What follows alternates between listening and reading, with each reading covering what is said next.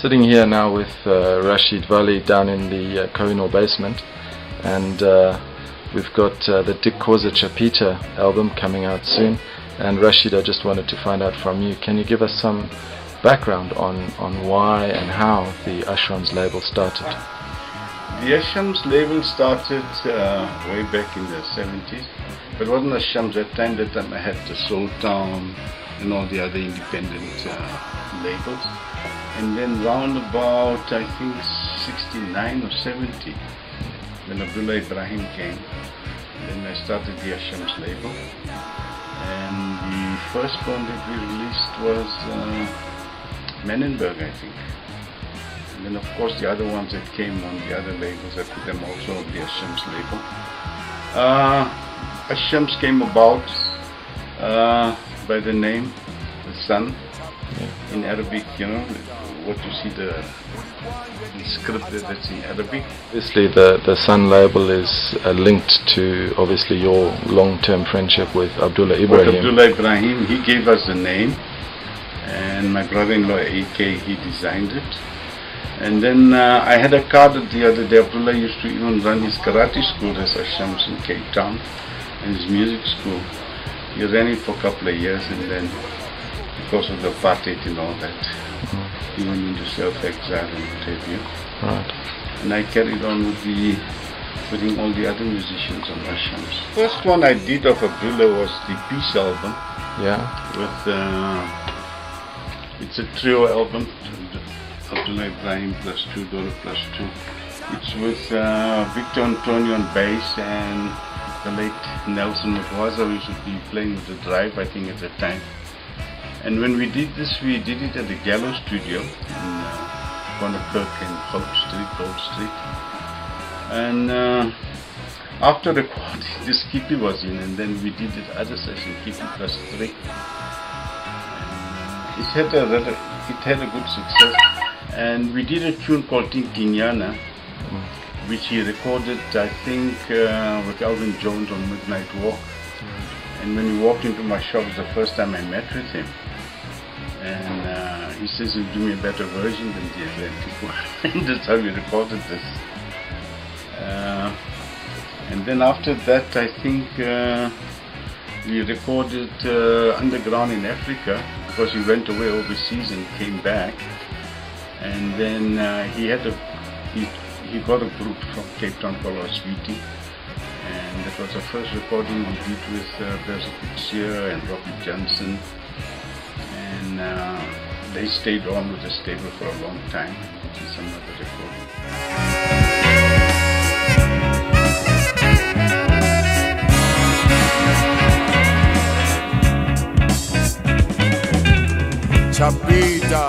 We did Underground in Africa.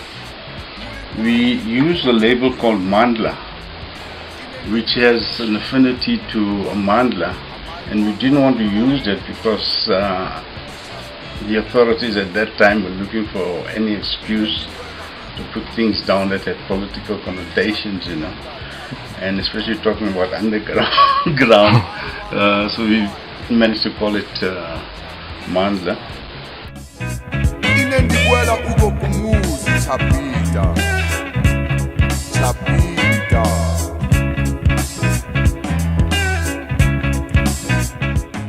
After I recorded, what's his name, Menenberg, then we recorded this one, Shona, which features Kippy Moeketsi and Pet Machikisa. And they said we must record because they have something better than Menenberg. So there was this healthy sort of interaction with different musicians, and we recorded that. And here too, there was no fixed group, so we got the Beaters. And Sipho Mabuze is there, the late Selby and Tuli was there, and some other local musicians. And then of course we went around to Otete Bambiza, who's from the Eastern Cape, and we recorded an album called The Big Sound. And most of these had a fairly good success sales-wise. And I want to document these again, you know, and put it out. So.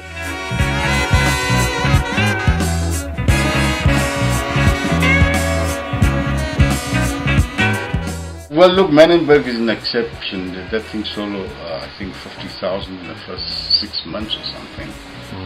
And Shona sold maybe thousands.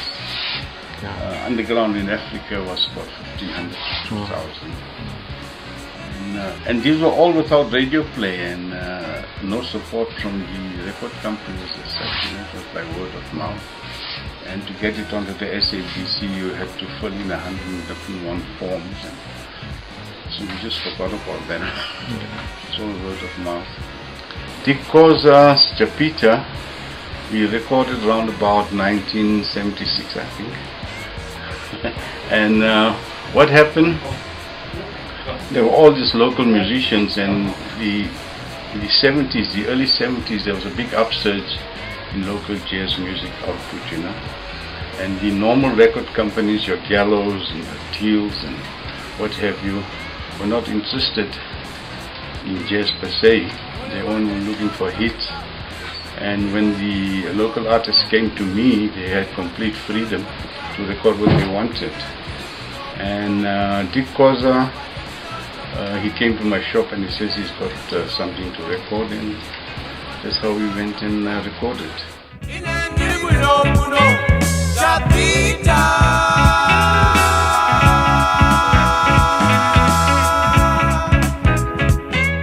There were about what, maybe about 50 LPs that you put out on Mushrooms? About 50, yeah.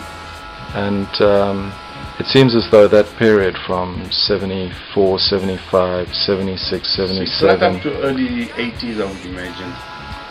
Was a very creative period. Was very creative. And then of course a lot of musicians went away and what have you. Chapita,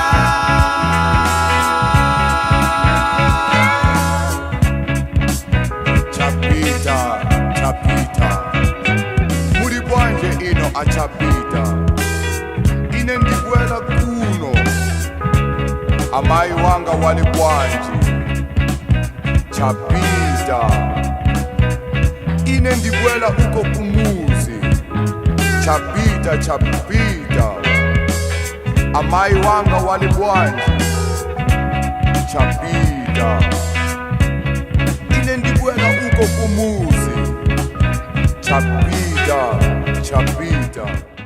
And I mean, obviously on a personal level, operating as an entrepreneur in those days was difficult. I mean, there was Group Areas Act, there was influx control, it all impacted on people in very personal ways. Yeah, well, it's endless. I mean, you know, you could write a whole book on that. It was very, very difficult. I mean, you used to go to recording sessions, weekends, in the evenings, during business hours. You used to work late at night. There were times when I had to go to the townships to go and pick up some of the musicians.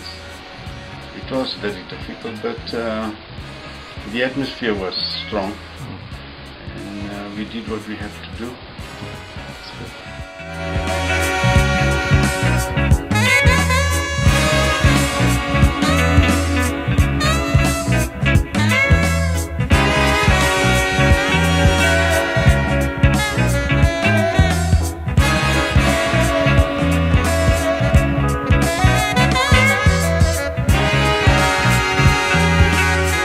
Chapita, chapita, chapita.